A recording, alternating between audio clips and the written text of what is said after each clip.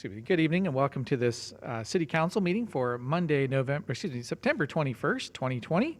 I will now call this meeting to order with a roll call from Madam Clerk. Miller. Here. DeBoer. Here. Cruz. Here. Harding. Here. Dara. Here. Sires. Here. Dunn. Here. All members present, Mr. Mayor. Thank you, Madam Clerk. And the first item we have is a regular meeting minutes of September 8th, 2020. Is there a motion to approve? So move. Second. So motion seconded. All in favor say aye. Aye. Opposed? Next we have item for agenda revisions. Do we have any tonight, Madam Clerk? I have no agenda revisions, Mr. Mayor. Thank you. First in our special order of business is item 2, a public hearing on the proposed funding distribution of the state's Community Development Block Grant funding relative to the CARES Act. Is there a motion to receive and file proof of publication? So moved. Second. The motion is seconded. All in favor say aye. Aye. Opposed? Madam Clerk, are there any written communications filed? I have no written communications on file, Mr. Mayor. Thank you. We now move into staff comments, and Director Sheets will have some information for us. So Director Sheets, go ahead. I'll just give a couple highlights from the staff report that was in your packet, just so that we're all on the same page of what was submitted to the state. So this is prompted by the CARES Act that was passed in response to COVID-19.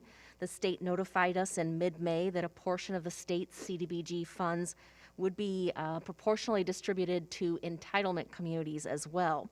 Cedar Falls is considered a entitlement community, and we were notified that we would receive almost $370,000 worth of state CDBG CV funds.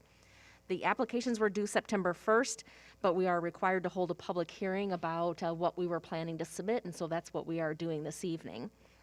The CDBG CV funds are to support activities that prevent, prepare for, and respond to the coronavirus. We also have the additional requirement of meeting a national objective, which one that we often use in Cedar Falls is low to moderate income families and how we're benefiting those. And so during the pandemic, one of the things that HUD supports with the CDBG funds is funding service agencies. We did a fair amount of that with some of the funding that we've already received. And we did distribute a request for proposals from service agencies to find out a little bit more about the need in the community, and had requests for more funding than just the entitlement money that we received. And so a portion of the state proposal would be to fund those additional needs. We're proposing utilizing $88,250 of the state CDBG CV money towards service agency and the time to monitor the compliance with that. The remainder of the funding we're proposing to go towards upgrades to 2 of our parks that are located in low and moderate income block groups determined by the census. And those 2 parks are Gateway Park and Searly Park. We would be changing the wood chip surface to rubber mats so that we have a cleaner and a little bit more accessible area for those with physical challenges that could then use those park areas. And also each park to have an additional 2 play structures that are a little bit more specialized to those who may have physical or mental disabilities, so that we have park equipment in other places that can be used. And so that is what we submitted to the state, a total of $281,182 toward the park improvements. And that is what we're having a public hearing on tonight. Thank you, Director Sheets. Does anyone from the public wish to speak on this item? You can press *9 on your phone or click the raise hand icon. Do we see any? We do. The number ending in 1361.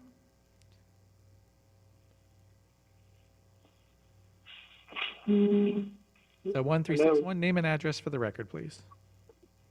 Jim Skane, 2215 Clay Street. Good evening, Mr. Skane. Go ahead, sir. I was listening to the location for these low-income areas, and it doesn't seem that either one of those is a low-income area. And it caused me to say that the way that this whole process goes, it's not doing what the entitlement money is supposed to do. So it seems like I'd like is there some other way that I can be told what made these areas qualify for the low income? Yeah, thank you, Mr. Skeen. So the question I understand was the determination of low income and if it's possible to view that. As I understand, it's a census tract verification. And so those items, if staff would like to comment any further on that. Sure. We have a map of what qualifies and meets the HUD guidance for low-income census tracts, and we can provide that if Mr. Skane would like to have a copy. Okay, thank you. Would anyone else from the public wish to speak on this item? Okay, No more, Mr. Mayor. thank you. And so then I will close the public hearing and bringing us over to Part E, which is a resolution approving an application for state CDBG entitlement funding relative to the CARES Act. Is there a motion to approve? So moved. Second. Motion and seconded. Any council discussion on this? Yes, Councilmember DeVere? Is there any penalty or loss of funds due to the conflict between the application due date and the public hearing date? No, I informed the state that due to that quick turnaround that they had, we would not be able to have the public hearing prior to submitting the application. And they just encouraged me to state when we were planning to have it, which I knew the schedule at that point. So I'll just give them the documentation here following up. Okay, thank you. Any other questions or discussion? It's been motioned and seconded, and this requires a roll call vote. DeBoer, Aye. Cruz, Aye. Harding, Aye. Dara, Aye. Sires, Aye. Dunn, Aye. Miller. Aye. All voting aye, Mr. Mayor. Thank you, Madam Clerk. Item 3 is a public hearing on a proposed ordinance granting a partial property tax exemption to O and 5 LLC for construction of an industrial use shop office facility at 1325 Railway. Move to receive and file. A motioned Second. and seconded. All in favor say aye. Aye. Opposed? Aye. Okay, so that moves us into written communications. Are there any filed tonight, Madam Clerk? I have no written communications on file, Mr. Mayor. Okay, thank you. And tonight for staff comments, we have Mr. Shane Graham with Economic Development. Thank you, Mayor. If council may remember back in June of 2019, so just shortly over a year ago, council approved a development agreement with O and 5 LLC to construct a new building in the North Cedar Falls Industrial Park, 10,000 square foot building for K. Cunningham Construction. Part of that agreement included 2 action items. One, the donation of a lot in the North Industrial Park for such use. And then 2, granting of a partial property tax exemption for a 5-year time frame. We usually wait to send the tax abatement ordinance through council until the project has started or is nearing completion. And in this case, the project just finished within the last month or 2. So we're looking to send the tax abatement ordinance, which grants a 5-year partial property tax exemption for the industrial use. What council's action will do will be approving the ordinance and then allowing the applicant to file that application with the county assessor's office, which will then adjust the taxes accordingly for the next 5 years. Okay, thank you, Mr. Graham. I'll open it up now for public comment. If anyone from the public wishes to speak. I'm seeing none, Mr. Mayor. Okay, thank you. So, Sorry. 1361. okay, so Mr. Skane, go ahead again, sir. Yes, this is a question. There's in the explanation, there's no indication of exactly what kind of break those people are getting, because I think I heard that there was a lot that was given to them, and then the second, and I'd like to know what the value of that lot is, and then 2, it was not indicated what kind of proportion of their taxes would be exempt for those 5 years. That is important too, because see, these companies get all these breaks, and there's no clear indication as to why they get these breaks. And as a property owner, I'd like to have that kind of a break with my taxes. And so the justification for this particular situation, I think it needs to be explained more. So you're giving them. There's probably some other things there that were in the deal, but these two things about the fact that they're getting a free lot and a 5-year reduction. So I think those need to be explained, because it goes on all the time that our tax money is given away. Okay, thank you, Mr. Skane. So the question I would just ask for Mr. Graham then is, so do we know the value of the lot? And then what proportion of the taxes were exempt? Do we have that information now, or provide it to Mr. Skane later? Yeah, we value our industrial park property at $1.50 a square foot, so about $65,000 an acre. I believe this lot was about 3 acres, so it'd be just under $200,000 is what we would value the land at. As far as the tax abatement schedule, that was in the staff memo. It's a 5-year abatement schedule, running your first year 75%, and then it goes down by 15% the next 4 years. So then it drops to 60%, 45, 30, and 15. If you look at the average over the 5 years, that turns out to be about a 45% tax abatement if you were to take all 5 years and average it out. So over the 5 years, they're paying 55% of the tax, getting abated 45% over the entire 5-year period. And then in year 6 and on, it would be 100% of the valuation. Okay, thank you. So any other public comment? No more. All right, thank you. So I will close the public hearing and move us into Part E, which is passing an ordinance granting partial property tax exemption to 015 LLC for construction of their facility at 1325 Railway on its first consideration. Is there a motion to approve? So moved. It's been motion, seconded. And any council discussion for this? Okay, seeing none, then this requires a roll call vote. DeBoer, Aye. Cruz, Aye. Harding, Aye.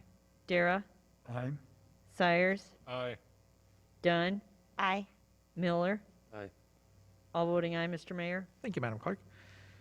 That moves us into item 4, which is a public hearing on a proposed ordinance granting a partial property tax exemption to Jaden Properties LLC for construction of an industrial use manufacturing shop and facility at 2800 Technology Parkway. Is there a motion to approve proof of publication? So moved. Actually, we have motioned and seconded. All in favor, say aye. Aye. Opposed? Okay, then we move into any written communications filed.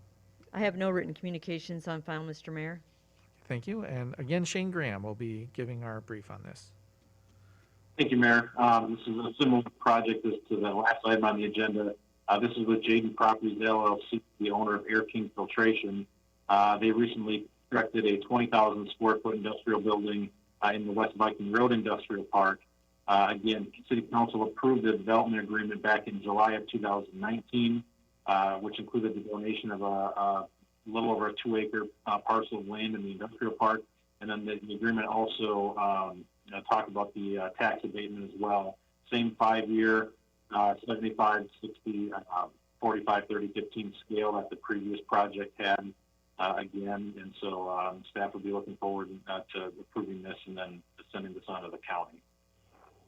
Okay, thank you.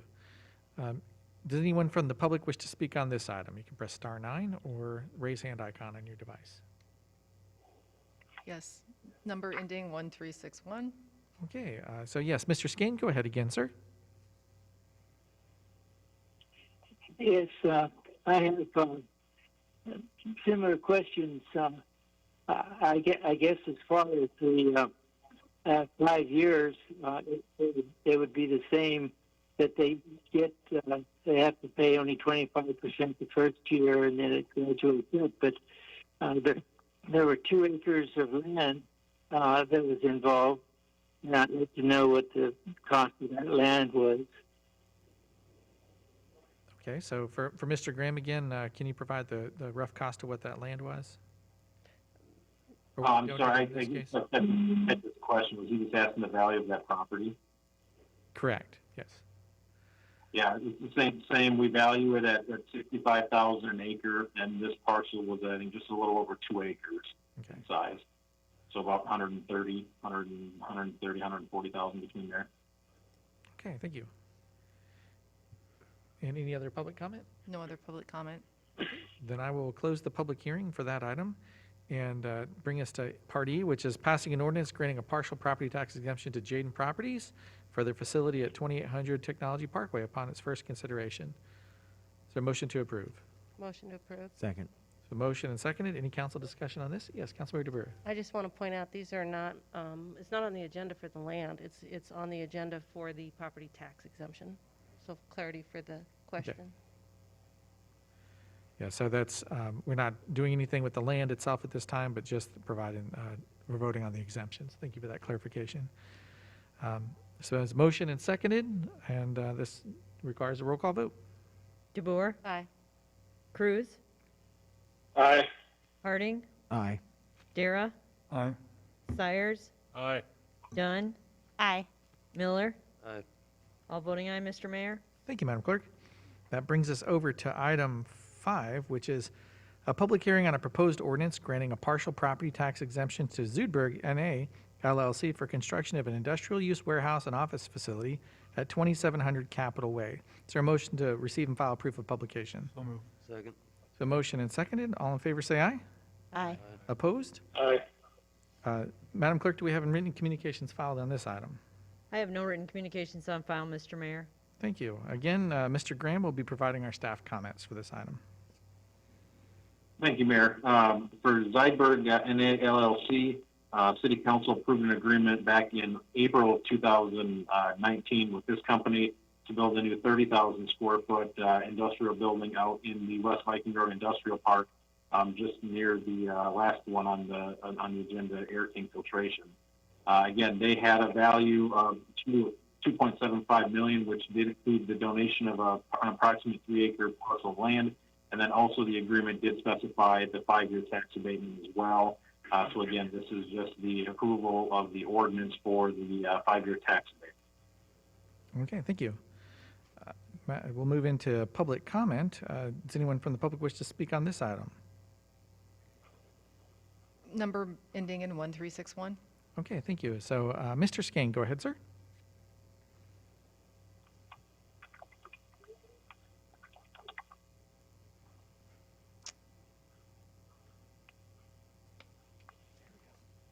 Okay.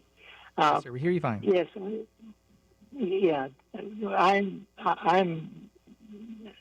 Excuse me. I'm interested in the fact that it was said that you're only talking about the tax exemption and you're not talking about the property. Isn't the overall agreement, as was indicated, that the land was part of the tax exemption process? And it seems to me that it is not just the 5-year program you're approving, but you're also approving the amount for the property. So, if I could, I think from what he said, I have a pretty clear idea of what the cost of the land was. Because it's about 55 or 65,000 an acre, and it was 3 acres. So I just like that clarification that as part of this tax exemption, you're also including the agreement that included the acreage that was land that the facility was to be built on. Okay, thank you, Mr. Skane. So back to Mr. Graham then, is that what we're looking at tonight, again, for clarification, just the property tax exemption itself and not the land? Has that already been taken care of? Yes, correct. Again, council back in 2019 approved the development agreement, which then allowed the transfer of the property to the developer, and then also anticipated the tax abatement ordinance coming at a future time. This does not include the land value. This only includes the value added by the building. So they will be paying taxes on the land now that it's in private ownership. The tax abatement is just for the building and the improvements on the land only. Okay, thank you for the clarification. I'll close the public hearing then if no additional comments. No additional comments? And that'll move us into Part E of 5, which is passing an ordinance granting a partial property tax exemption to Zoidberg for their facility at 2700 Capitol Way upon its first consideration. Is there a motion to approve? So moved. A Second. motion and seconded. Any council questions or discussion? Seeing none, then it's been motioned and seconded, and this requires a roll call vote. DeVore, Aye. Cruz, Aye. Harding, Aye. Dira, Aye. Sires, Aye. Dunn, Aye. Miller. Aye. All voting aye, Mr. Mayor. Thank you, Madam Clerk. Moves us into item 6, which is a public hearing to consider entering into an agreement for private development with Panther Builders LLC. Is there a motion to receive and file proof of publication? So moved. It's been motioned Second. and seconded. All in favor say aye. Aye. Opposed? Madam Clerk, do we have any written communications filed for this item? I have no written communications on file, Mr. Mayor. Thank you. Again, we have Mr. Graham for staff comments. Thank you, Mayor. This request is for an agreement for private development with Panther Builders at 616 Clay Street. Back in 2017, City Council approved a site plan for a new 3,500 square foot commercial office building for Panther Builders. That building was completed and was fully assessed as of 1/1 of 2020. It wasn't until recently that the developer, I think, realized that this project was in the downtown urban renewal area and was potentially eligible for some tax incentives. I believe the council meeting that this developer participated in was the one with Community Bank and Trust, which was approved by council not too long ago, a few months ago. So this is in the downtown urban renewal area, which does, in the urban renewal area, we do specify that any developments or any, whether it's building a new building or adding on to an existing building, adding taxable value of over $400,000 or more is eligible for a tax rebate of 100% of the value over a 5-year period. This building does have a value of about $500,000, so it does meet the requirements of the downtown urban renewal area as far as the investment made, and it falls within the boundaries. One thing to point out is that, you know, with the Community Bank and Trust project, that site plan and the development agreement came through council right at about the same time. This project was a little different in that the developer, again, there might have been some confusion on whether or not this project was eligible. And so they did make a formal request for the tax rebate incentive a short time ago. With this, as I mentioned earlier, the taxable value became 100% assessed as of 1/1 of 20. And so they wouldn't be getting any sort of tax rebate until 2022, because if you know the way the tax system works, the 2020 valuation is not paid until September of 2021 and March of 2022. So I know this project's coming in probably a little bit later than it typically would, but as far as following the structure, as far as the tax cycle goes, this falls right in line, and they wouldn't be getting any sort of rebate until 2022 anyhow, based on when that hit its 100% valuation. So again, with that, with the new building and its taxable value, I would be eligible for that 5-year rebate at 100% of its added taxable value, which equates to around $70,000, and that $70,000 is the total over the 5 years. That's not per year. Just doing some calculations, it's around $14,000 or so per year is what they would be getting rebated in taxes over the 5-year period. Okay, thank you, Mr. Graham. Does anyone from the public wish to speak on this item? Yes, we have 1361 again. Okay, so Mr. Skeen, go ahead, sir.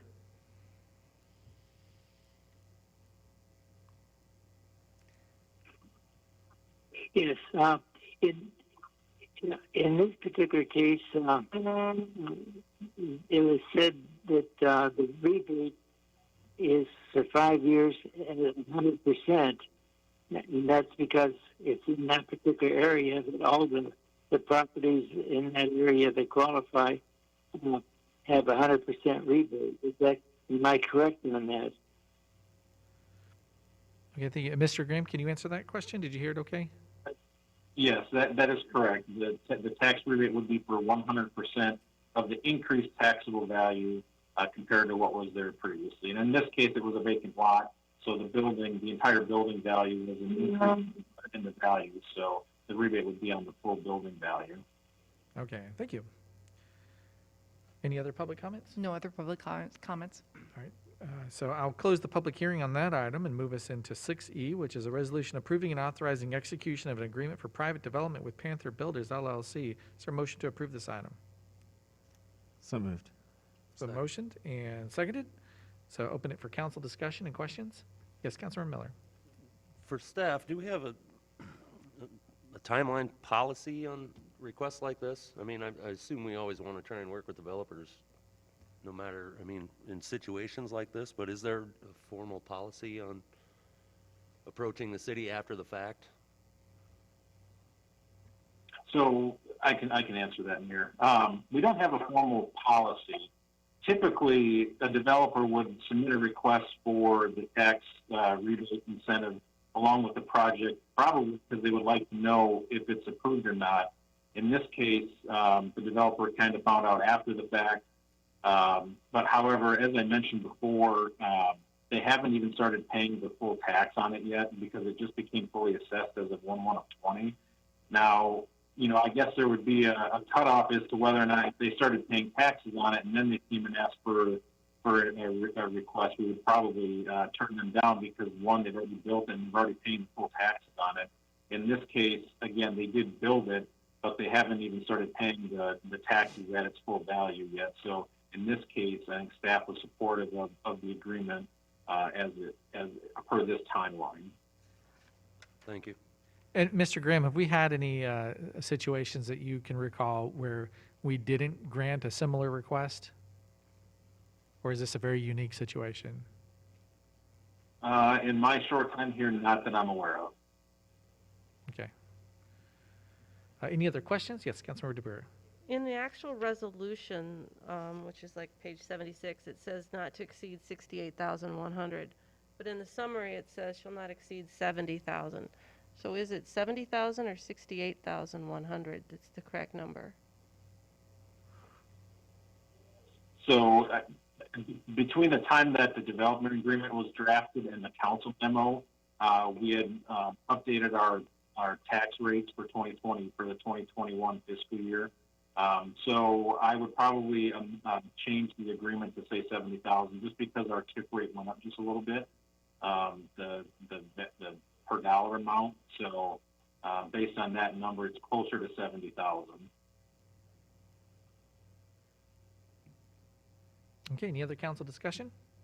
Quick question. Yes, go ahead. Does staff have thoughts on, what this does to set a precedent for moving forward? Is this something we should look at in the future for setting a timeline? Thoughts? As Shane mentioned, normally what you'll see is developers want to know right away if they're going to get this tax break. So for the most part, this is kind of an unusual circumstance. I think the time limit is really where Shane went with it. If it was any later than this, when you get into the tax rebate time period, I would say that it would be too late at that particular time. But here where they're not even receiving, they're in their first full taxable year. So if we were moving forward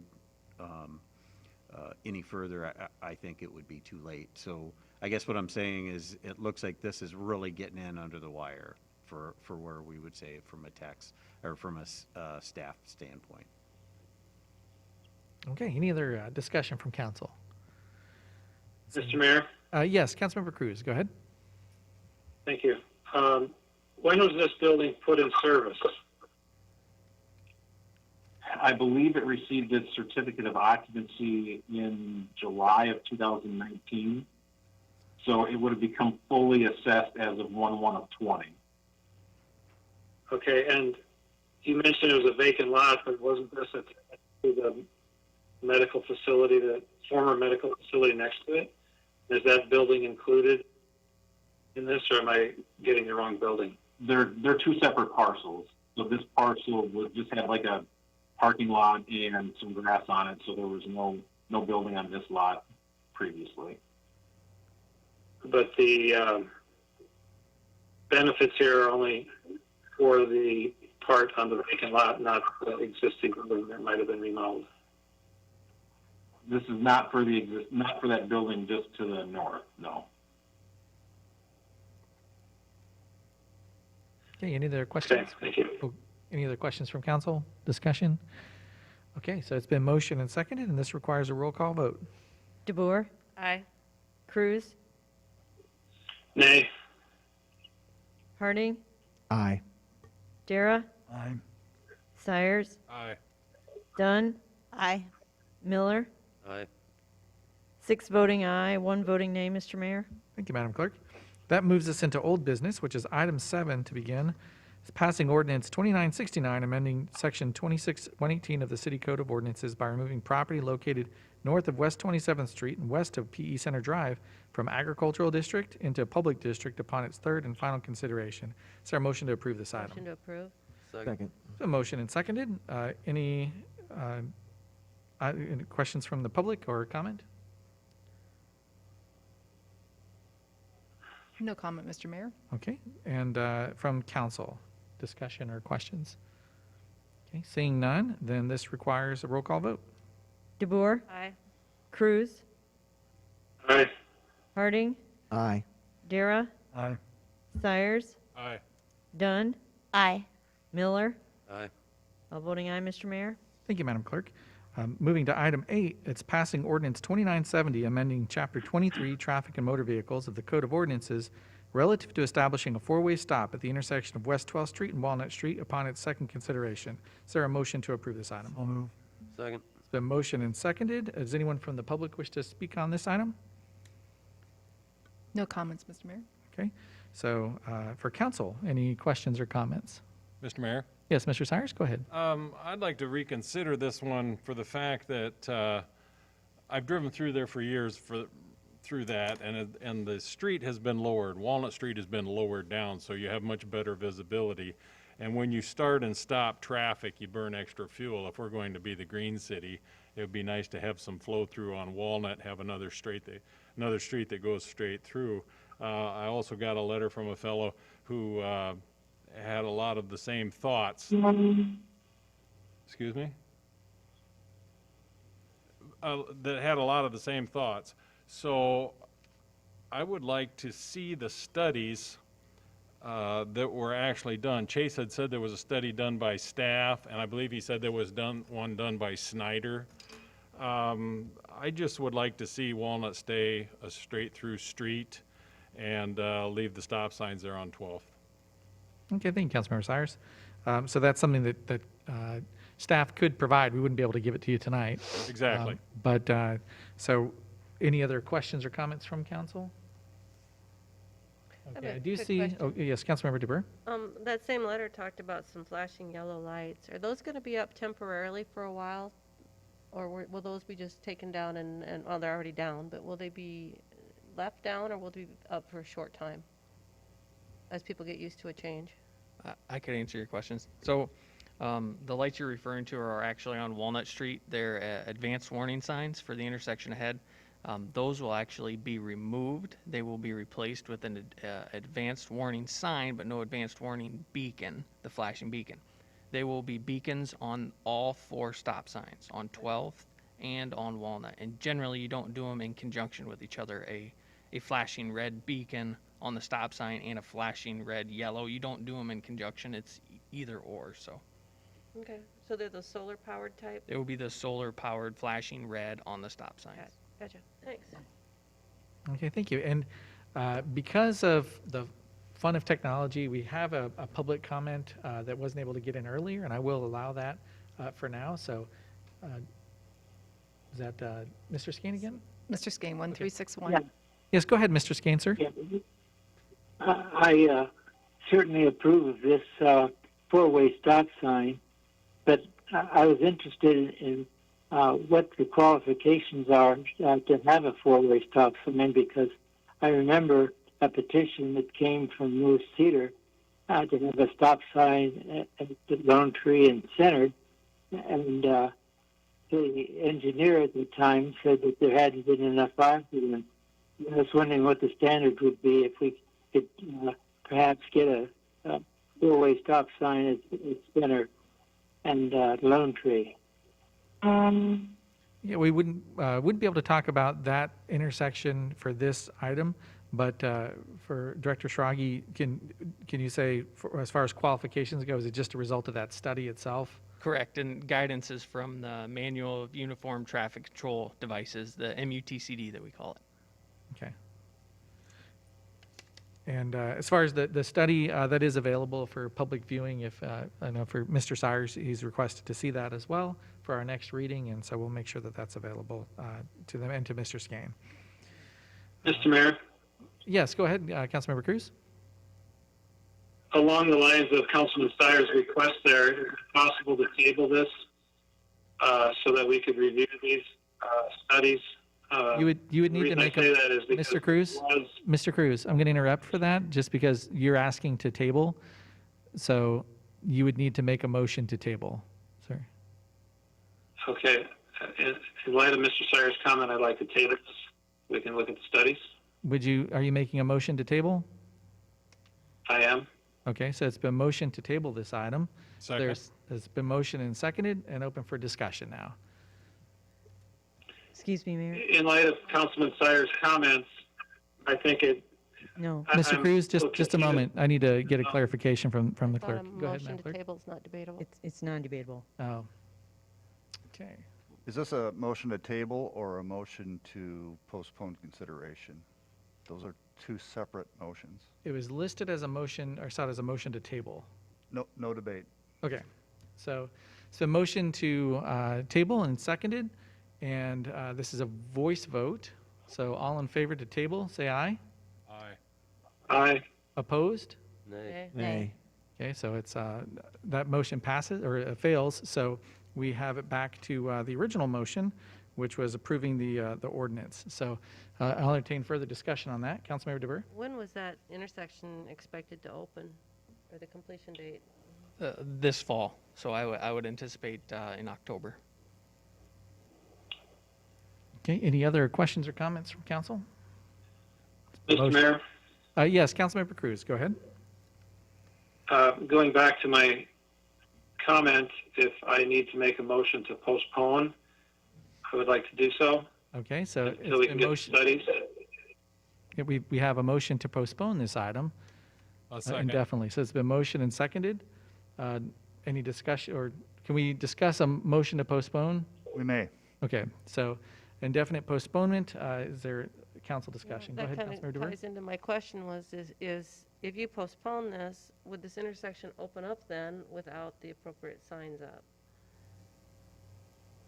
It would have to open up with only the stop sign for 12th Street, because that's what's already on the code, and Walnut was the through street. And that was part of the reason for bringing it forward right now. In March, if you recall, when the plans and specs were brought forward, it was discussed that this intersection will be a four-way stop. The ordinance will be brought later this fall, which is right now. And part of the design was based on that being in a four-way stop, the roadway profile. So there's a lot of things to consider when arbitrarily taking away or putting in a stop sign. So in fact, discussions should have been held when we first approved the project.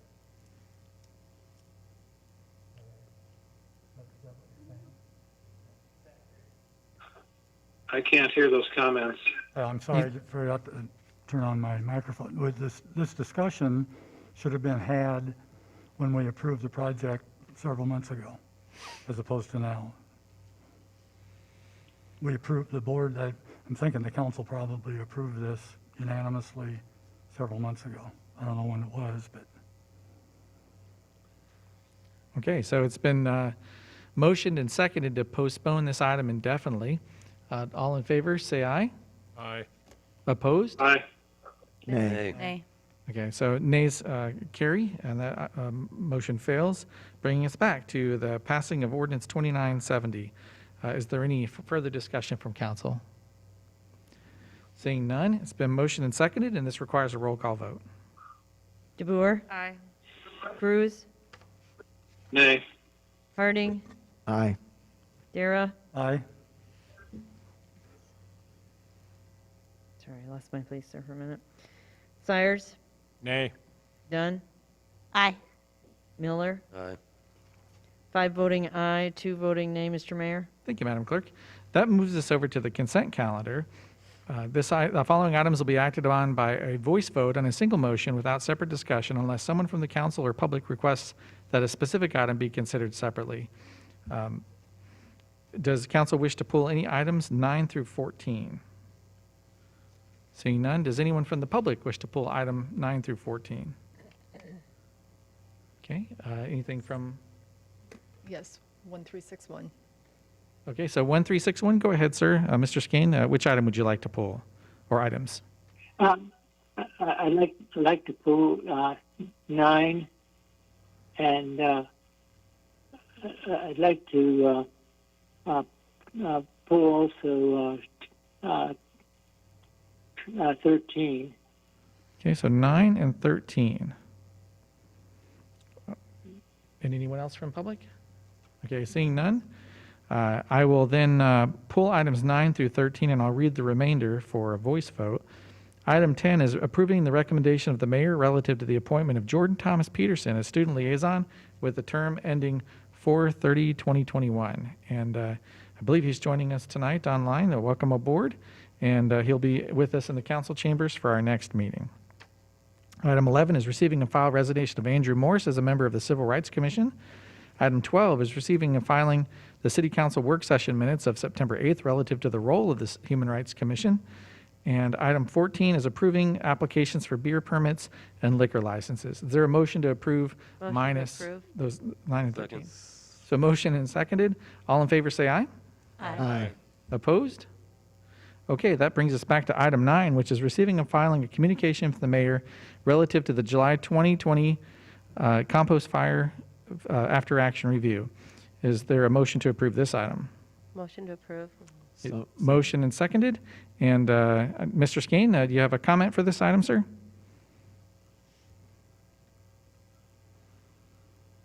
Yes, I do, because it says this communication. Now, this particular one, I'm not sure what the communication says. Do you have that you can read what the communication is? Because it would seem to me that the item is not clear as to exactly what you said. Yes, sir. And It's, since- go ahead. And since it's not easily available to the people, it may have been in the packet or something like that. But it is one of these things that should not be just received and filed without knowing exactly what you said. Is it possible for you to read your report or your communication? I think, is that the end of your comment, Mr. Skane? I can answer that after. Yeah, Okay. I'm done. All right, thank you. So yeah, that item is probably 4 or 5 pages. It's too lengthy for me to easily read here. I wouldn't consider doing that. It is included in the council packet and available for public review. If anyone in the public has issues or concerns getting to the council packet, we'd be more than happy to help you with that. But it is contained in there for public review, and I put it in there specifically to be available for public review. Mayor? Yes, go I ahead. think it's probably worth clarifying that no changes were recommended to procedure. Correct. Yes. Anything else for discussion from council? Okay, then this has been motioned and seconded and requires a voice vote. So all in favor say aye. Aye. Aye. Opposed? Aye. Okay. Item 13 is receiving and filing the FY 20 annual report of the Operations and Maintenance Division. Is there a motion to approve this item? So moved. Second. The motion and seconded. Open it up for public discussion or public comment. So, Mr. Skane, you pulled this item, so go ahead again, sir.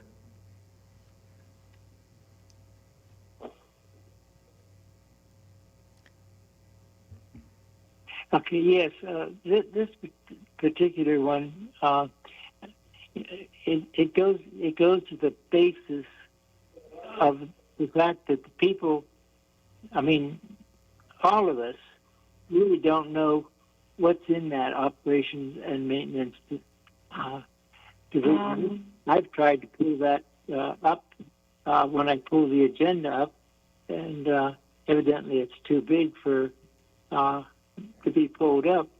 And it seems to me that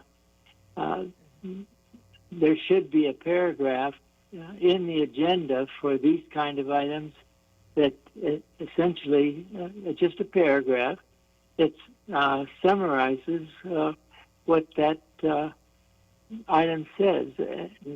And so, you know, we out here as the public are just blind because we don't know what that is, and we don't know exactly. And of course, it comes out on Friday, and so there's nobody really available over the weekend, and so there's really no good opportunity for the people to know what's going on. And I think that this is one of the problems because the time and time again we're told receive and file when at least there should be a summary. I noticed that in your annotated agenda, you did make some comments about some of the items, and it seemed to me that it would be very easy when the agenda comes out to have that kind of a paragraph for the items that are not otherwise explained or debated, because you know, for 6 years we've been going through this process of lack of transparency, and like tonight, I you know, knew some of the items that were going to be pulled, but when we get to the resolution, I'm not sure I have the kind of information that I need on those items to even, you know, pull them. So my problem is that I think that the council, and I think there's an attitude on the council that we Mr. Skane, I'm going to have to interrupt, sir. This item is receiving and filing the FY 20 annual report of the Operations and Maintenance Division. So I'd ask that you keep your comments focused on that specific topic. Okay. Is there a summary that you can give or staff can give as to what that summary was? Because your comment about something being 4 or 5 pages, you can summarize. I know it can be done, and your report could have been summarized in a paragraph. Yeah, thank you, But Mr. Skane. anyway, that's what I have to say. We won't know from the fact that I pulled this item. We won't know anything about. Okay, thank you, Mr. Skane. So receiving and filing the annual report of the Maintenance, Operations and Maintenance Division. This is a Public Works item, is that correct? And do you have a 30-second infomercial about what this report is? Sure. A lot of the items outlined in this report are for financial reasons. I know we provide this to Ms. Rodenbeck every year.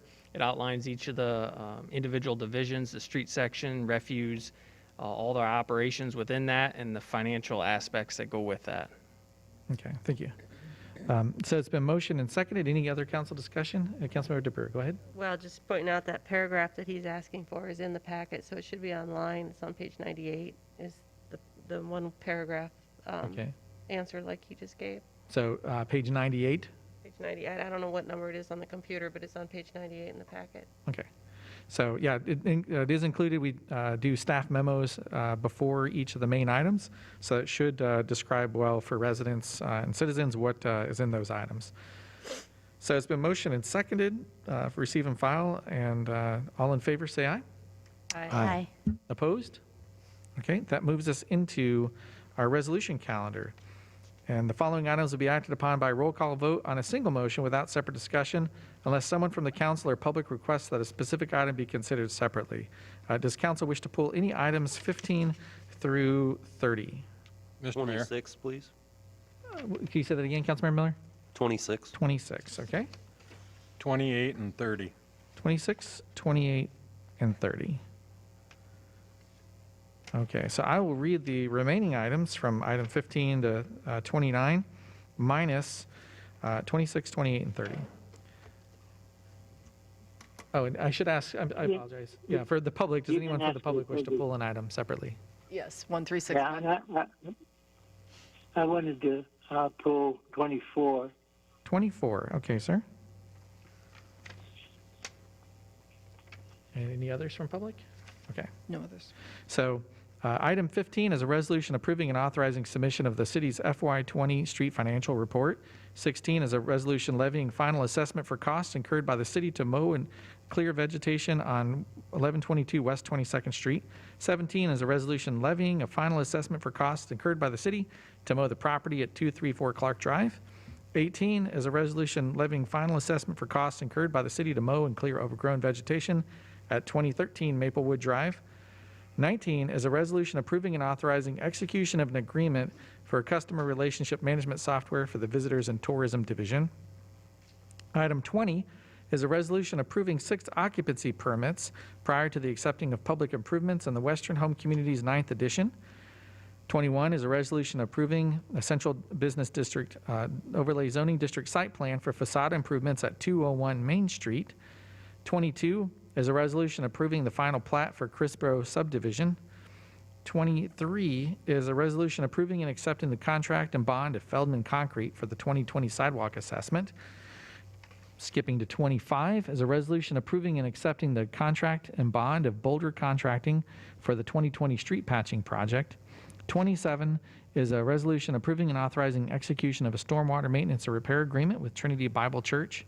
And 29 is a resolution approving and accepting the quote of Peterson Contractors authorizing expenditure of funds for the Mandalay Slope Stabilization Project. Is there a motion to approve these items? Does 25 need to be pulled since 24 was, since they go together, or Okay, so 20, one is receiving it and the second one is approving it? okay, yeah, so it makes sense. So I will pull 25 also as a related item, which means this would be approving all items minus 24, 25, 26, 28, and 30. Is there a motion to approve? So moved. Second. So motion and seconded, or this requires a roll call vote. Aye. Sorry, DeBoer, Aye. Cruz, Aye. Harding, Aye. Dara, Aye. Sires, Aye. Dunn, Aye. Miller. Aye. All voting aye, Mr. Mayor. Thank you, Madam Clerk. And that brings us to 24, which is a resolution approving and accepting the low bid of Boulder Contracting in the amount of $277,914.28 for the 2020 street patching project. Is there a motion to approve? Motion to approve. Second. It's been motioned and seconded. Open it for council discussion. And for the public, I believe that's Mr. Skane. Yes, Go ahead, sir. yes.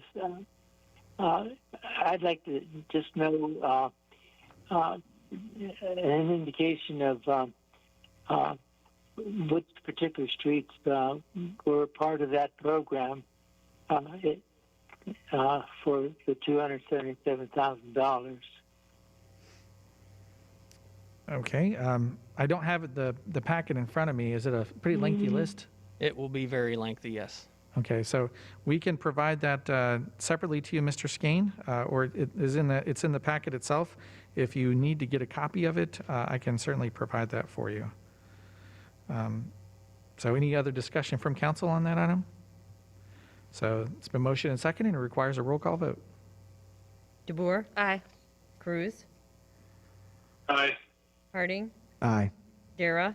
Aye. Sires? Aye. Dunn? Aye. Miller? Aye. All voting aye, Mr. Mayor. Thank you, Madam Clerk.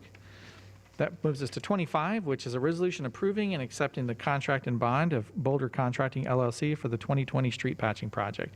Is there a motion to approve this item? So moved. So motioned and seconded, and open it up for public comment if desired. And seeing none, then back to council. Any final comments? The motion and seconded and requires a roll call vote. DeBoer? Aye. Cruz? Aye. Harding? Aye. Dara? Aye. Sires? Aye. Dunn? Aye. Miller? Aye. All voting aye, Mr. Mayor. Thank you, Madam Clerk. 26 is a resolution approving the certificate of completion and accepting the work of Lodge Construction Incorporated for the 100 Block Alley Reconstruction Project. Is there a motion to approve? So moved. So motion and seconded. Open it up for council discussion and questions. I was hoping for some clarification from staff on this one, just that there were, I believe, some issues that, I don't know if they were apparent before the project, but they certainly ran into some problems on it, and just hoping for clarification that they all were resolved. Okay. Dr. Shaggy? Yes, during construction, there were some issues that we encountered from hidden underground items that needed to be removed and things of that nature. I can assure you that we had staff on site inspecting the project every day, so we got to see those were upheld to the contract specs. Thank you. Okay, any other discussion from council? Comments from the public? Seeing none, Mr. Mayor. Okay, so it's been motioned to approve this contract with, accepting the work of Lodge Construction for the 100 Block Alley Reconstruction Project. It's motioned and seconded and requires a roll call vote. DeBoer? Aye. Cruz? Aye. Harding? Aye. Dara? Aye. Sires? Aye. Dunn? Aye. Miller? Aye. All voting aye, Mr. Mayor. Thank you, Madam Clerk. 28 is a resolution approving and authorizing submission of an Iowa Clean Air Attainment Program grant application to the Iowa Department of Transportation for traffic flow improvements relative to the West 27th Street reconstruction project. Is there a motion to approve? So moved. Second. Motion and seconded. Open it up for council discussion. Mr. Mayor? Yes, Councilmember Sires. I'm just a little confused on this one. The West 27th Street is a street I've driven on my entire life. It's a beautiful concrete paved street. It was redone in about, just guessing, probably 87, 88 was the last time. I'm just wondering why we're looking to spend almost $4 million. I know the high school is going to go in up there and it's going to need a few things, but right now we're in terrible need of a street to relieve the pressure at Aldrich School. And that's truly a problem. I put a video on my Facebook page in the rain when they were picking the kids up, and it's horrendously backed up with traffic. I'd like to see something done over there before I'd like to see anything considered on 27th Street, which right now is functioning, and I know that when the high school is built, it will take some wear and tear.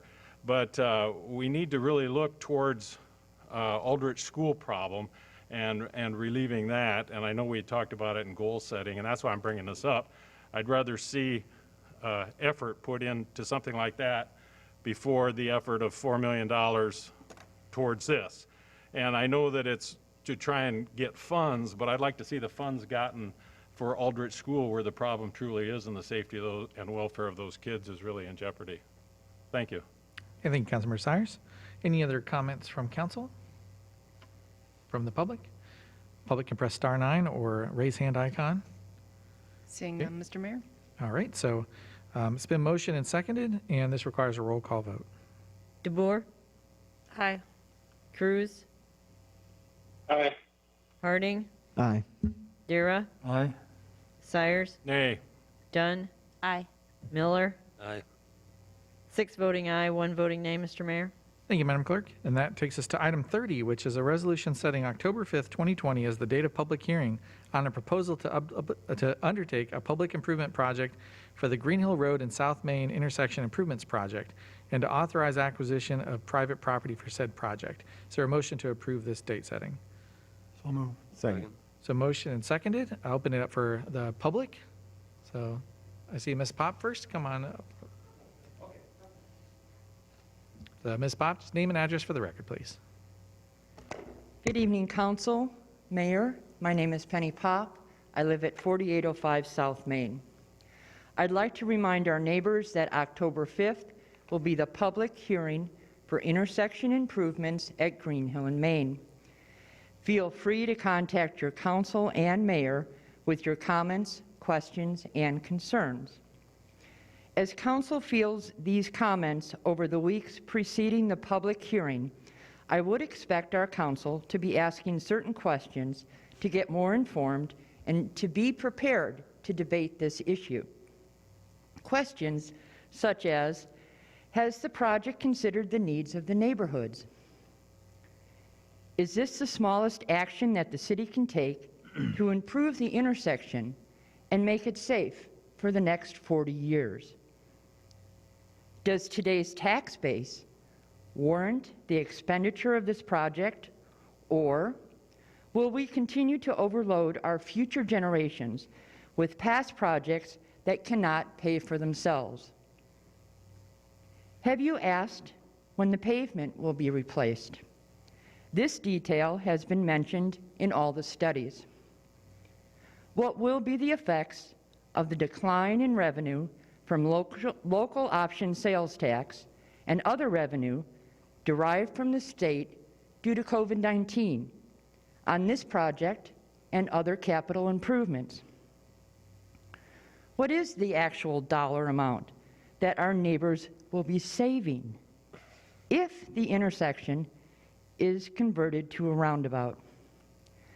On October 5th, I'll be ready to explore both sides of this issue: the benefits of a roundabout for the city, as well as related high costs for my neighborhood.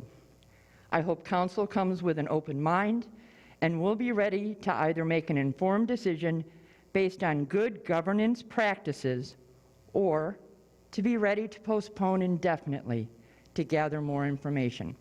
Thanks for your time tonight, and it's nice to be back in council chambers. Thank you, Ms. Pop. Mr. Sharp, go ahead, sir. All right. Rick Sharp, 1623 Birch Street, Cedar Falls. Basically, I'm just here for two things: to find out, we're talking about Green Hill, South Main. Are we looking at Round in Green Hill at some point? Because that intersection is just a joke, the way it's set up right now. So just at some point, are we going to have roundabouts across the whole Green Hill corridor? Secondly, I've been watching here, and you're pretty quick on looking for public comments and seeing none, and then we're just dismissing them. I'm here to tell you, I've been on the TV watching at home. I've been on the phone watching at home. I've been on Zoom watching at home. There is at least a 5-second delay from where you're hearing live to where people are trying to speak and raise in. So I'm asking you to not quickly cut off people. I appreciate that you're saying, oops, I see a hand come up, but don't be so quick to say, seeing none. There is a delay. So thank you.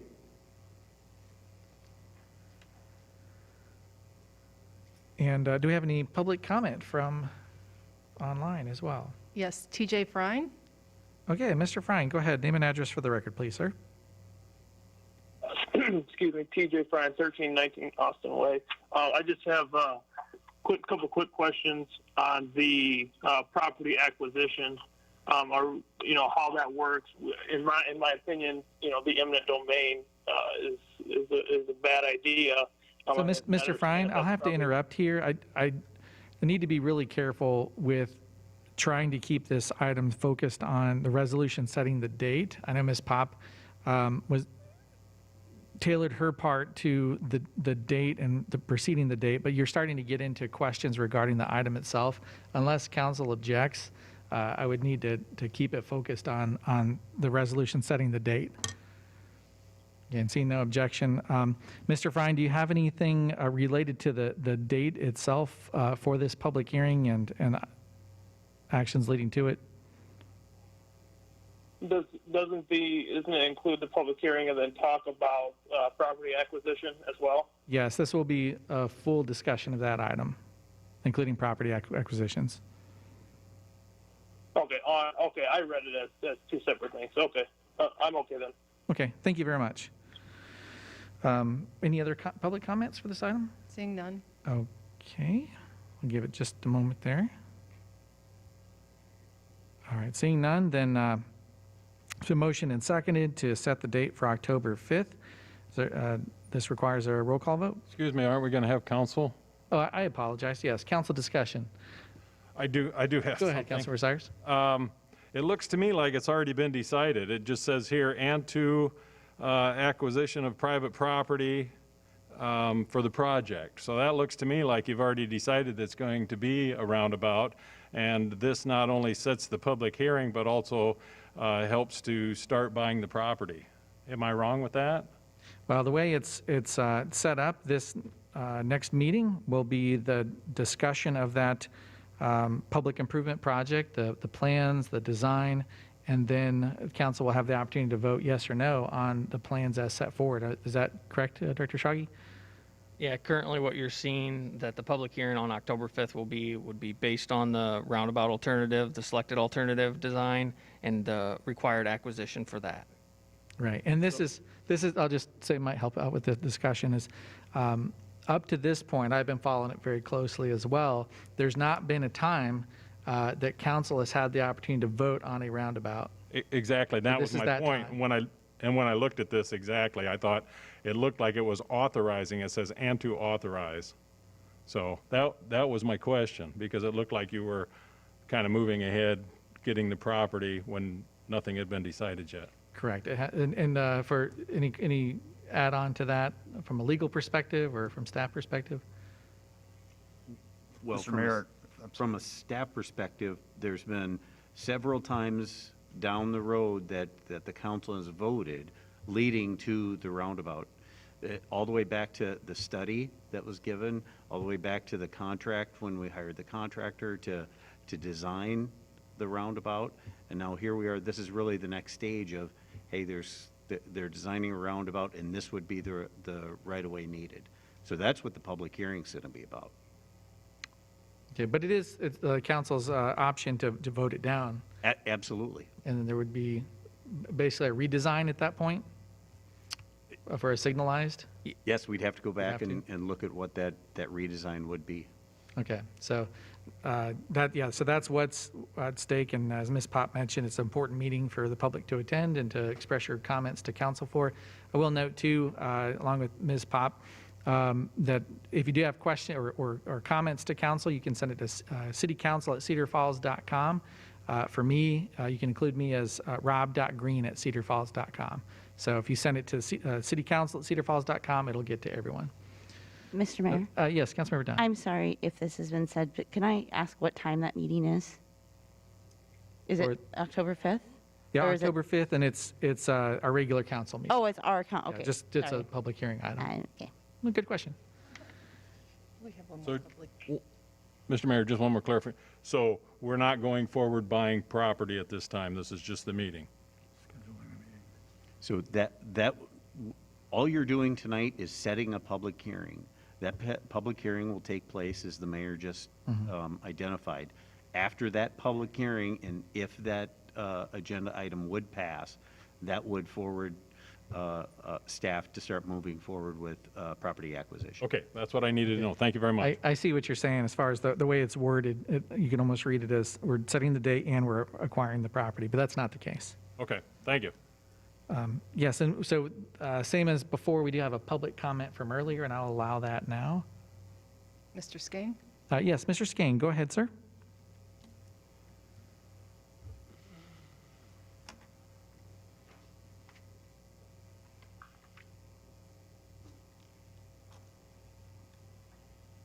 is this about item 30?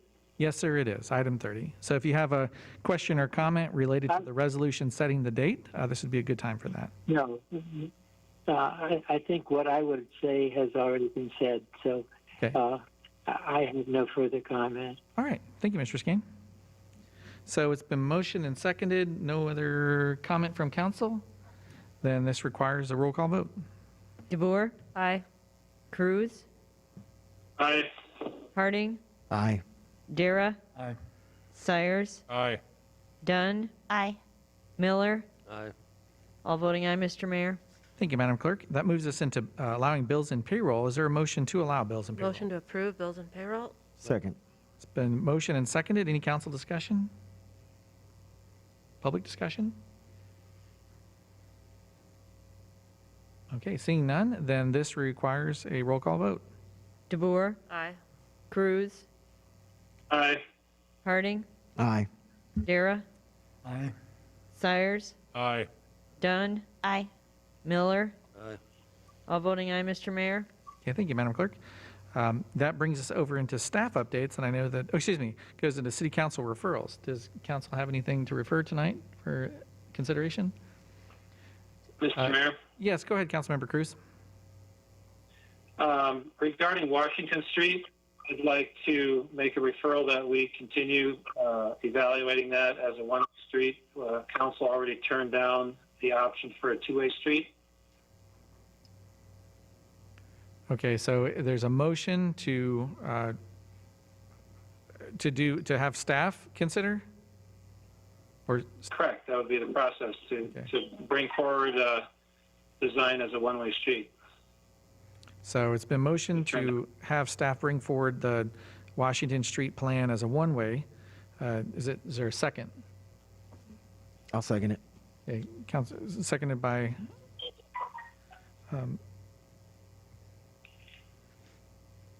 okay, so it's been motioned and seconded, and open it up for discussion from council.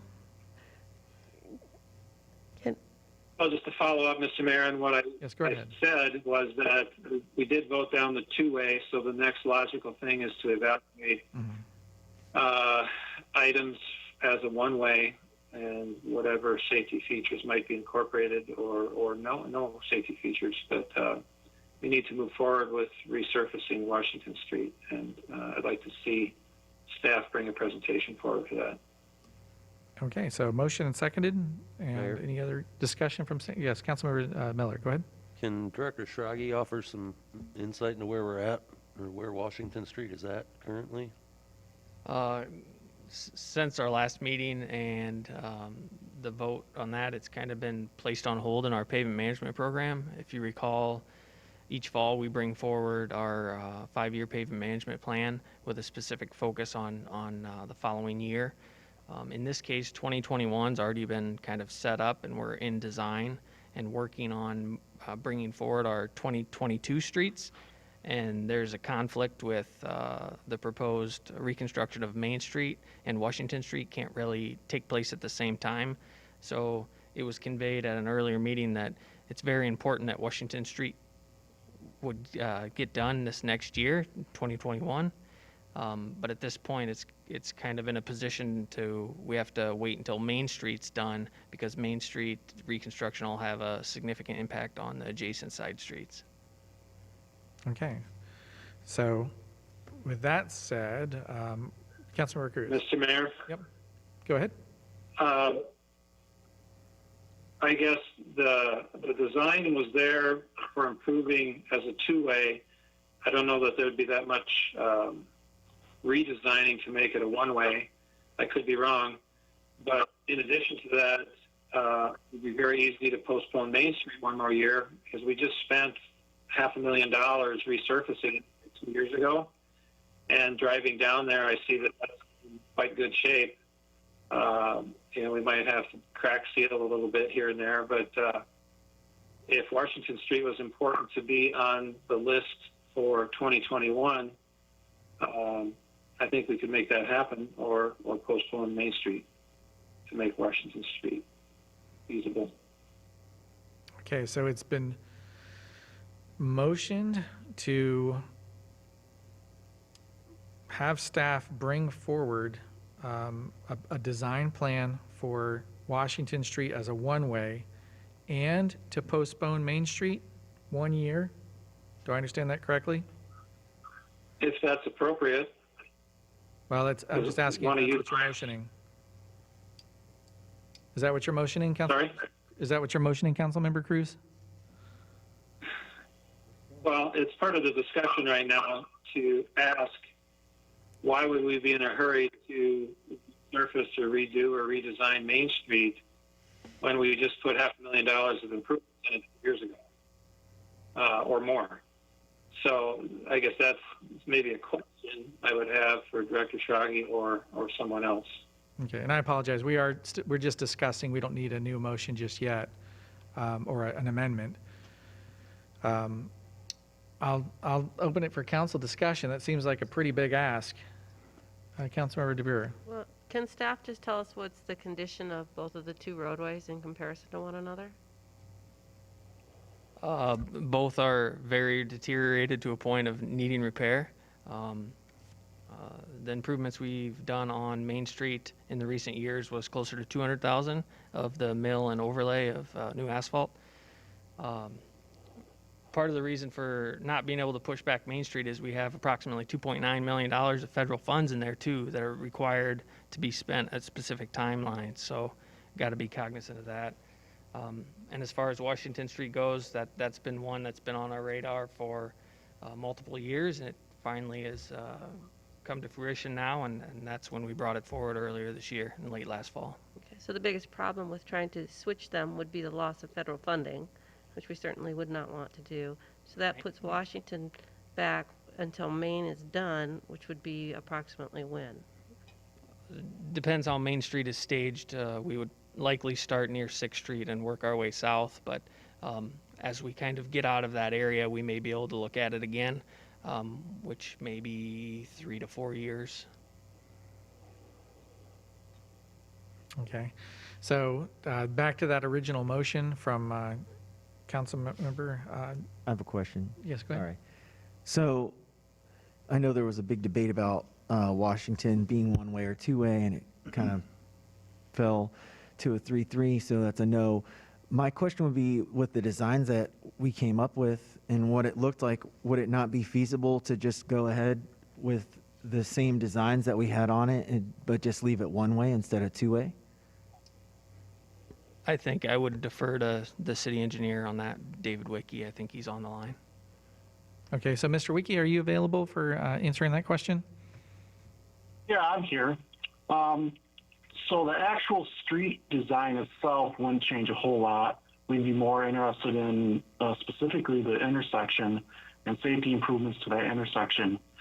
And the way it's designed right now and what was presented to council and subsequently St. Pat's School and the church we're on board with is how we laid out that intersection with the safety improvements, specifically the crosswalks and the setup of the actuated stop signals or stop signs. So that would be the biggest impact to redesign that street as a one-way is taking a closer look at that intersection and how to make that work that would fit in with the design of one-way. Okay, that answer your question? Councilmember Cruz? Well, I guess it doesn't sound like it would take that much work, and we're talking about the construction season starting next April or May. You know, we're talking 6 months away to keep everything in motion here. I don't see why we couldn't do that. It's not a very big lift. Okay, and I would just say I'm concerned about having council vote to move forward with something or move forward with a referral that may not be able to happen. All we can really do is have staff present to us with more detail later. Is that all we can? That's the point of the referral. Yeah. Okay. So I'll ask for Mr. Gaines the time sink for staff on this. So we do have a number of other things that are coming up with regard to committee meetings and those type. I would say timing-wise, unless the council deems this as their priority, timing-wise, this would probably be discussed at goal setting. This was going to be a goal-setting topic, obviously, with the 3-3 tie during the last conversation. It was, really didn't provide direction for staff. Okay. So, Mr. Cruz, for that original motion to have staff present or provide a design proposal, would it be amenable to wait until goal setting to receive that? Well, I guess we can do that, given the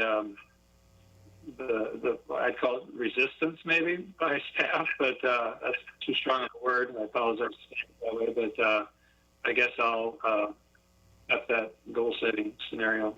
Okay, so is that a withdrawal of the motion then? And then we'll That would be discuss what it is, yes. Okay, great, thank you. So we will discuss that at goal setting then and hopefully come to a consensus. It is something that's, as Councilmember Harding mentioned, is a 3-3 vote. That's something that really would need to be hashed out.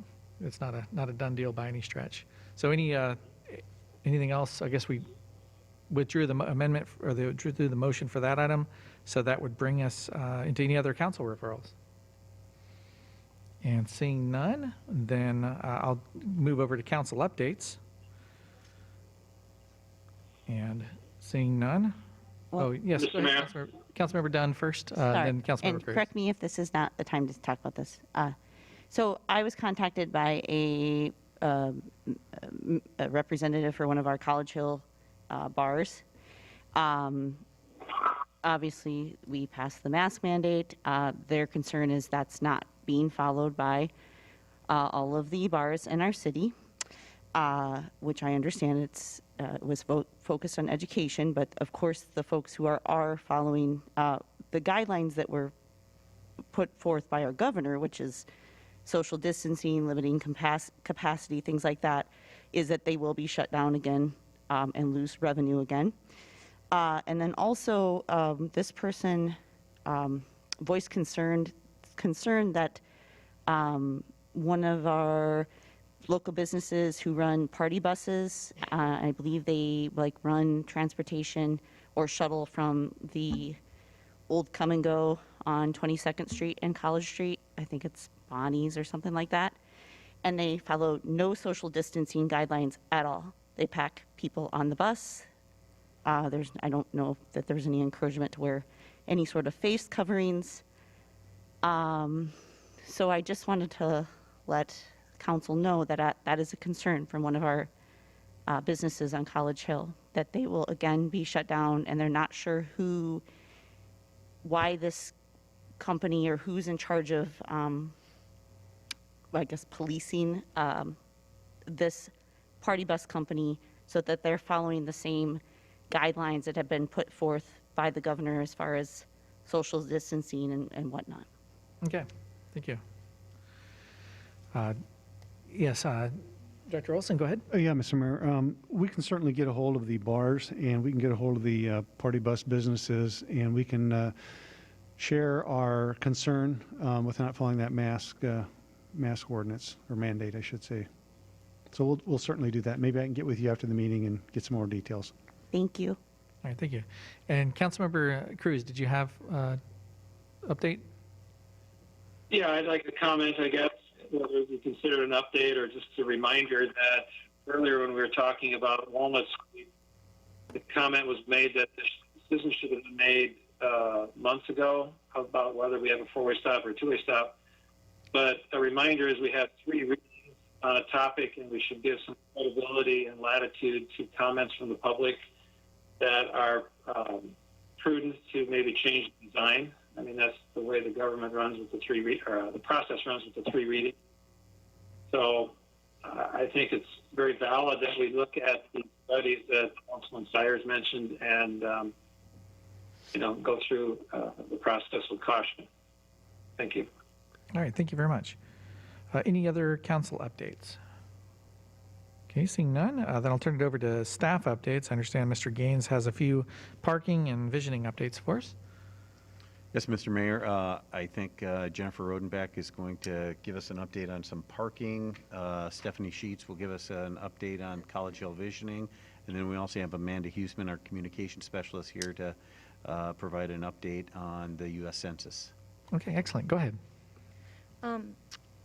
Most of you know, we did a parking study in the College Hill and downtown areas in 2019, and there was various components of that study that we've been implementing. And then one of those was also to look at opportunities for some long-term parking, and part of that was also a pay system then for the lots. And we had started putting the pay stations in the spring, and unfortunately COVID came, delayed that process, so we're actually to the point now that we're getting ready to start that again. And those will become effective October 1st. And we've been, obviously staff here at the city has been working with College Hill and Community Main Street to really get that message out, how much the rates will be. They've done a great job, and you can see cable TV's putting some of the visuals up on the screen, but just let everyone know, again, staff here has worked on tabletops to go in a lot of the businesses. They've done posters with maps on it, what parking options are available. And so, you know, we just really encourage people, obviously check out the website if you have questions about what those are, or feel free to, you know, give us a call at City Hall to make sure you understand what those rates are. And the one thing I just want to point out is that this is just paid parking for the lots. Obviously, there is still free parking available on street, so I just wanted to make note of that. But we'll just be moving into that phase October 1st. Okay, thank you, Director Rodenbeck. And then Director Sheets.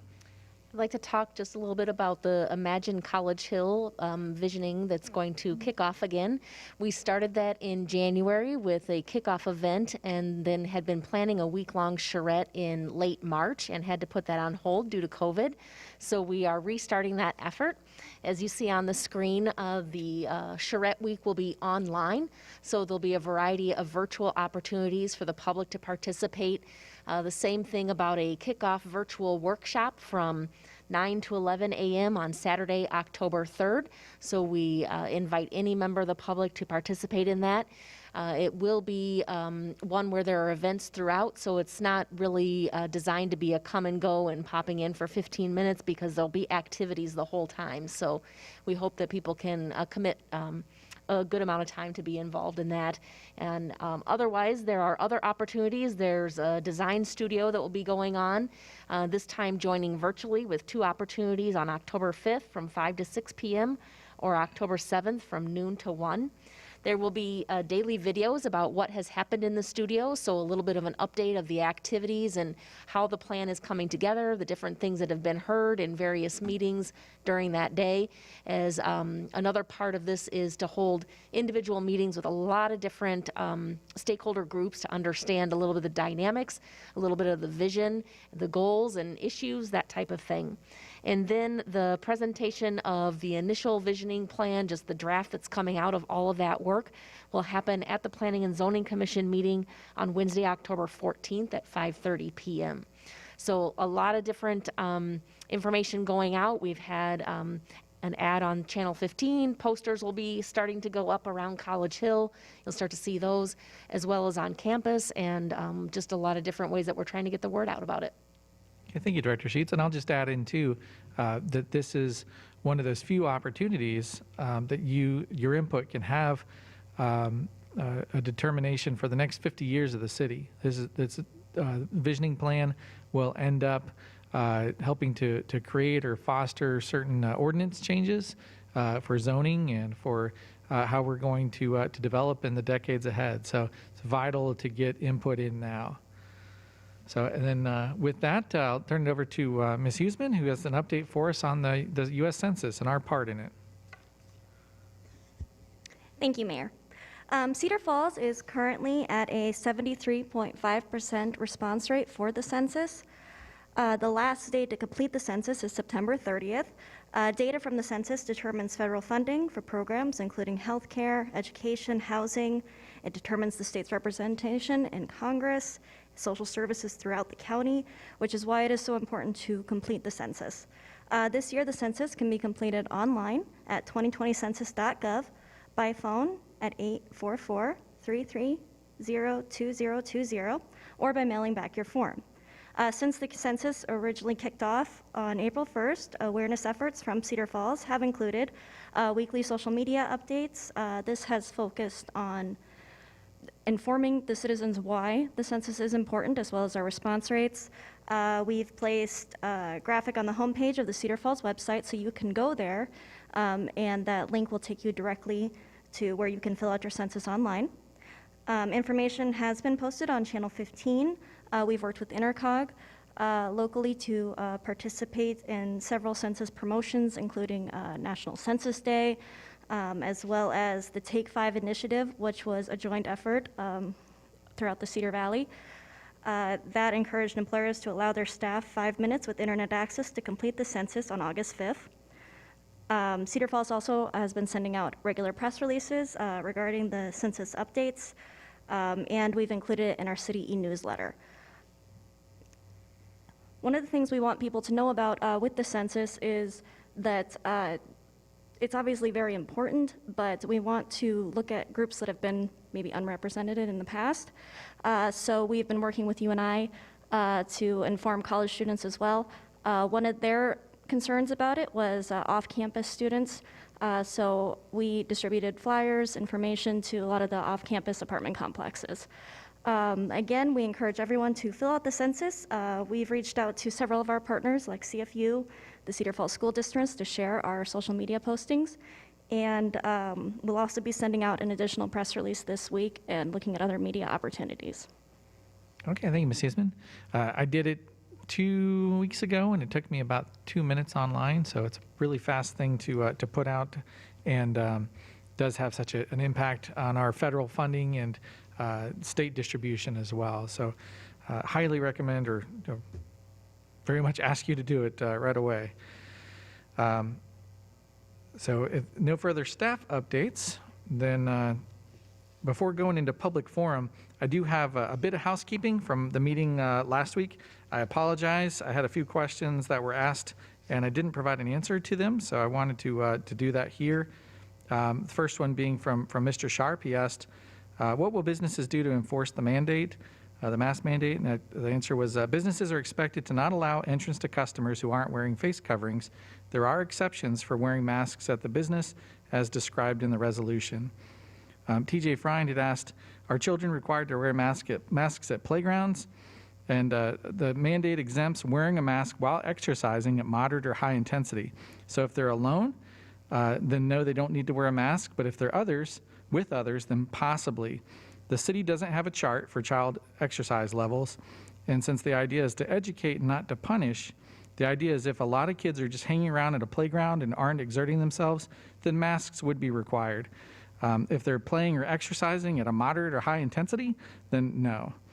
The second question from TJ was, who's responsible to enforce?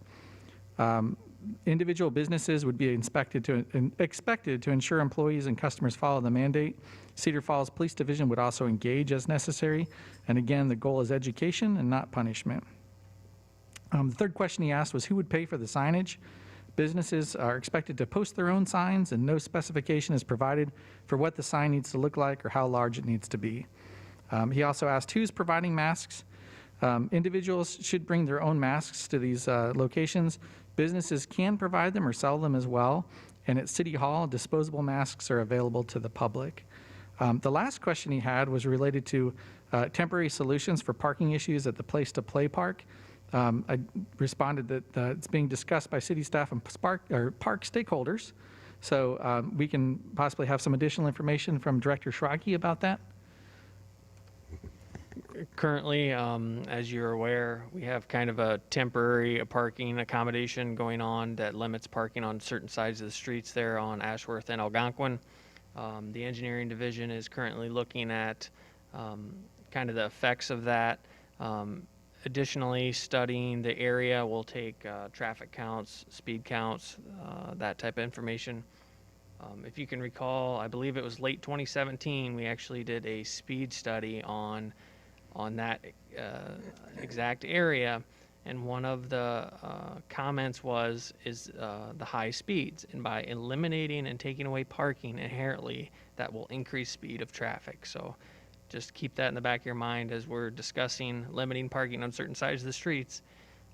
Speed may increase. So we'll continue to look at it, and I hope in the next few weeks we'll kind of have some additional information as we gather data and see the effects of the no parking.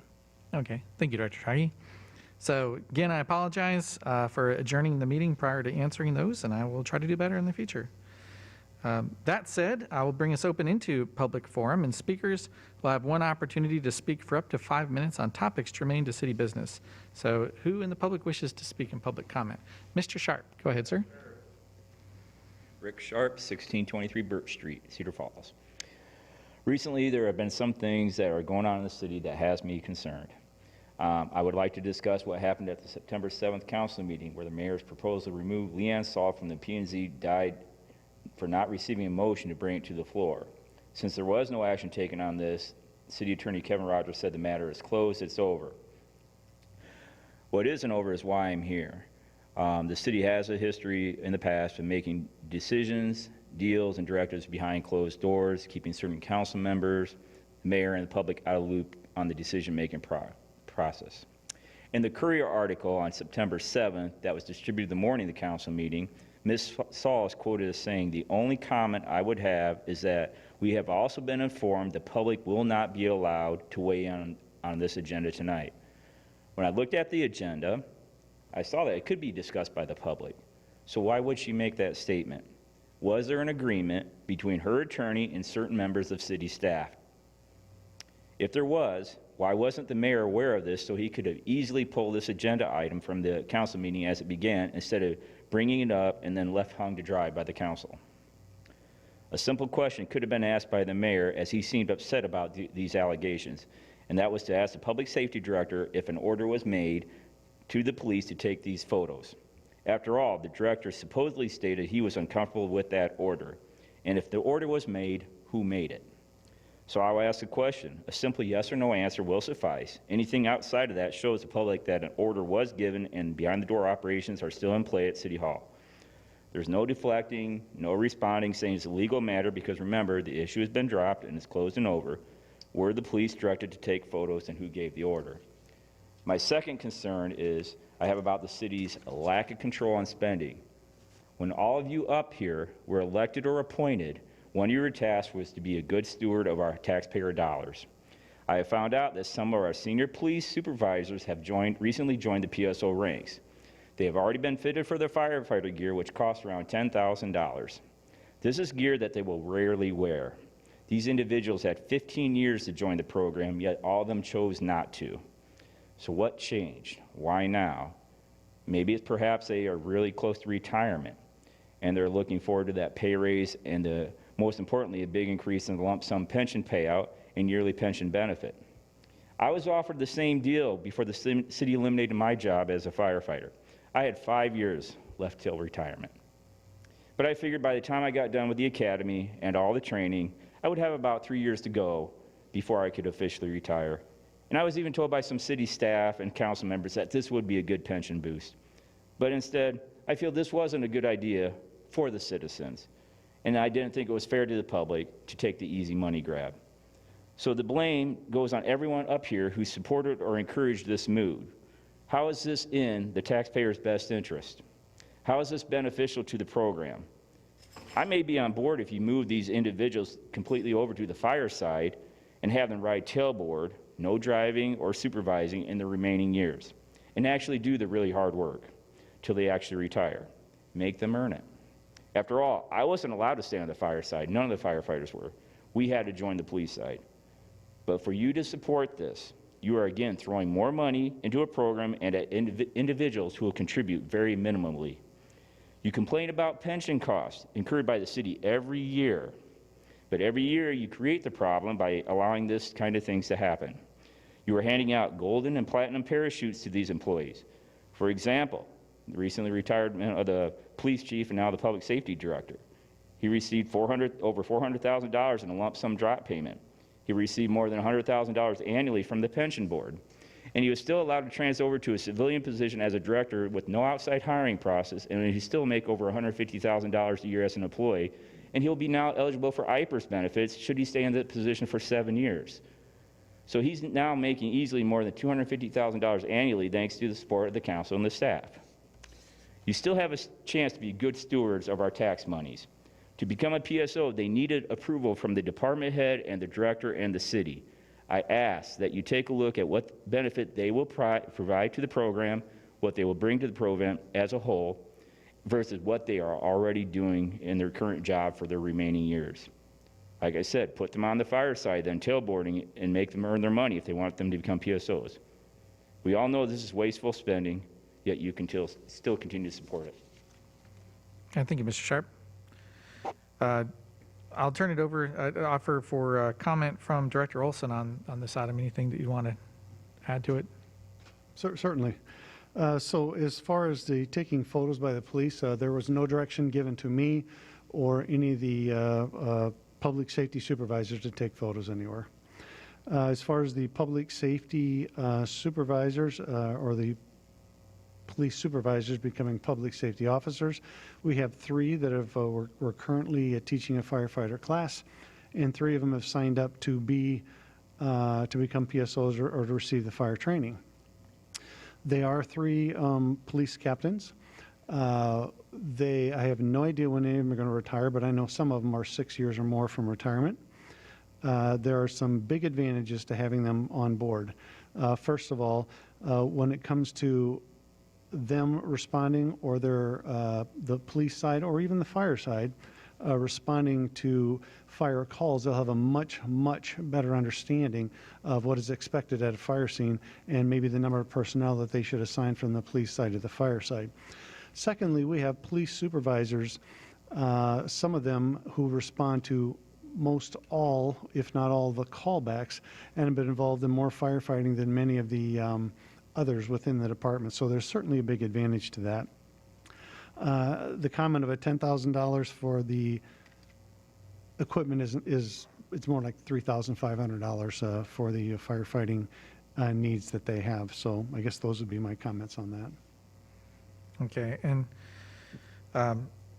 the questions about the Facebook comments, that's something I've asked Director Olson, and I've asked Mr. Gaines and Chief Birdie if they had any communication regarding an order that was given. And Director Olson, can you say, you mentioned the supervisors, do you have any knowledge for the PSOs, the regular officers? Yeah. So I've not seen evidence about it. I communicated with council today that it's not something that, based on that information, what I was able to obtain, I certainly didn't give any orders to do that. So unless there's evidence or there's a charge, I have to consider the matter closed, because I can't investigate further since I'm the one who was accused, basically, of misconduct. So we also have to be careful, too. Within our rules, it says that for public comment, council's not allowed to debate or discuss the items within public forum. So we can do staff input, but I wouldn't want to get into a council discussion about that. So that's all I'll say about that. Quick question. Yes. There was a second part to the question that staff could probably answer. Sure. What there was any backroom dealings or anything that were put forth to squash the issue or anything? Does anybody know about that? Or that was part of your question, right? Yes. Okay. Just making sure. Want to get it all answered. I think the clarification would be, did anybody on staff communicate with Ms. Saul's attorney, I believe is what the accusation was? Yeah. So, Well, there was no deal with anybody about any of that procedure. No one on staff knew what council was going to do with that agenda item, I can assure you of that.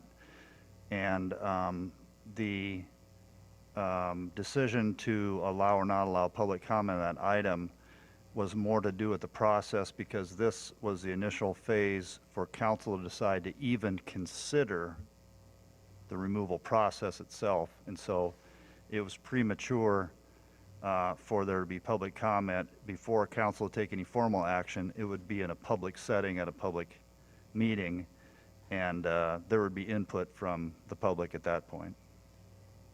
Yes, I recall that too. And with some of the questions that had come up about allowing public comment, we didn't get to the point where I could bring it up, but I appreciated Attorney Rogers' perspective on it, that we didn't want to violate due process by having a public outreach or public comment prematurely. I was at the meeting, if it had been motioned and seconded, I would have said exactly that, and I would have brought it to council to say, does council object to having public comment, or is council willing to have public comment forward, because it had become such a contentious item. Never came to fruition, but I did appreciate those concerns from the public of feeling kind of shut out of the process. I certainly would have hoped that you would still say no, but it would have behooved us to have that council decision on that. So that said, any other speakers for public comment? We have 2 in Zoom. Okay, so go ahead and just, I guess. TJ Frine. Okay, Mr. Frine, go ahead. Name and address for the record, please. TJ Frine, 1319 Austin Way. I guess when I spoke a little bit earlier, I didn't say welcome back. It's kind of nice. I had some obligations, so I wasn't able to come tonight. But that's nice to see everybody there. A couple that I wanted to mention was the place to play temporary stuff. I've heard all positive things about kind of moving parking around. It's worth a shot. I mean, it's a very simple temporary solution. It prevents double-sided parking, which I think more people were concerned about, kids darting between to get to the park and find spots. But I agree that speeding might be an issue, and that might be because it's open west from Green to Hudson Road. And then there was another, in regards to the mask mandate, if the staff or somebody could clear up some confusion, the mandate exempts safety, but there's city policy that includes public safety in requiring masks. If there's some clarification on whether or not they're exempt, that's the only spot in the mandate where I could see that it talks about employees. And if they are not exempt, I ask that council go by their city staff mandate and exempt them to increase potential liability from the first responders. I would hate to have them put in a position where they're giving orders or asking people to do something, and maybe the mask prohibits understanding from the other end, or at least the excuse of lack of understanding due to the mask. So if they could clarify some confusion in the differences between the city policy for staff, for employees, and this mask mandate. Like I said, the only place in the mandate that actually talks about city employees, and it does exempt public safety, and which I think is, like I mentioned before, for potential liability is a good thing. And then as far as the turnout gear conversation, I think maybe I could be wrong, but maybe Mr. Sharp was mentioning the total cost. Director Olson mentioned the single cost maybe. So we were taking that $3,500 and multiplying it by 3, which would get us to the roughly $10,000 previously mentioned. But again, welcome back, and thanks for the park temporary adjustment. Appreciate it. I think, Mr. Frine. And that question, going back to public safety being, officers being exempt during law enforcement operations, Director Olson, can you speak to that? Yes, that is in that mask, the mask resolution. It does exempt public safety officers. However, they are wearing their masks whenever they're in the station amongst each other, unless they're at a workstation that's separated. They're wearing them in public whenever they can, which is a majority of the time. So I think you'll notice that. So we are and they are doing the best they can to wear them as much as possible. You know, situation where it's a dynamic situation, they have to react quickly. They may not be able to to put a mask on, but you'll notice in the public that they're wearing the mask a vast majority of the time. Okay, thank you, Director Olson. Any other speakers for public comment tonight? Yes, one more, 1361, Jim Skane. Okay, Mr. Skane, go ahead, sir. Yes, I have a number of comments, and actually, one of the comments that I have involves the council members themselves. For 6 years, the people have essentially been shut out of meaningful participation in what the council does. And the reason for that is that the council has these fancy books printed out for them. So in it, they know not only what the agenda items are, but they know what's in the packet. And it seems to me that the council, who was each one of you were elected by the people, are not being responsive to the people. You're responsive to an agenda that is devised by the city administrator, and the people are left out of it. And it seems to me that if you were doing your job, you would want to have people involved in all items on the agenda. And as I said, this business about considering things on a single vote without debate, you're acting like a special club. And even now, you're talking about this business about goal setting. I mean, if there are issues to be developed, they could be developed in a public setting that you'd have where the people are equally involved. Because now the goals that you set are set in a relatively restricted setting, and you don't have the right to do that, really. Now, the second thing is this public forum. You have developed a habit of essentially debating or responding to each of the items that people say, and therefore the point that they're making in their public forum is no different than what you do when other items are discussed. This is public forum.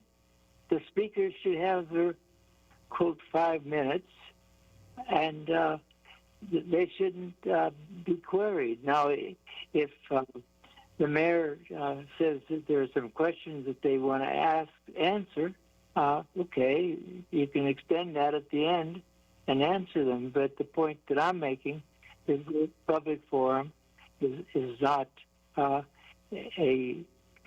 debate that way. And so I ask each of you councilmen, because see, when I was removed from the council chambers, and it happened 4 times, there was complete silence when my First Amendment rights were being violated.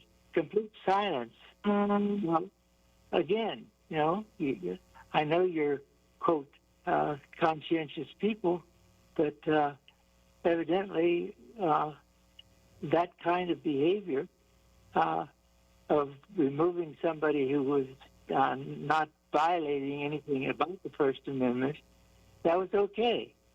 So I'm asking the council people to do a little soul searching. Then the other thing that I want to talk about is that hearing where, according to Mr. Gaines, it's all settled that there's going to be a roundabout up there at Green Hill and South Main. Now, I've done a lot of research on roundabouts, and all you have to 30 do... 30 seconds, Mr. Skane. Council extends. Yes. Hey, pardon? 30 seconds, sir. But Well, 30 seconds. All you have to do is look at University Avenue, where you can't get off at certain places because of bad design. And I follow very closely Waterloo, and Waterloo is able to go 35 miles an hour smoothly, and you can't do that on University Avenue, except where there's the traffic light. Yeah, thank you, Mr. Skeen. You're at time, sir. So going back to his comments for the goal-setting session in particular, that is a public meeting, and I would encourage everybody to attend. Hardly anyone does. I know Penny Pop joins us regularly for them. Thank you. But we will have it in an open setting. We're looking from our goal-setting session or discussion earlier today. The thought is to have it here in the council chambers as a round table and to allow the public to observe. Now, with that meeting, with that goal-setting session, it's not a time for public participation. I mean, the fact is you vote for representatives for a reason, and there has to be that sense of a representative democracy.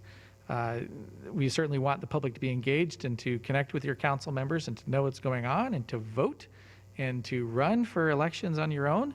And that's part of the reason why the Iowa Open Meetings Law exists, is to help the public understand what's going on in government deliberations. It's a critical part. We have no desire to hide what's happening from the public eye with our decisions.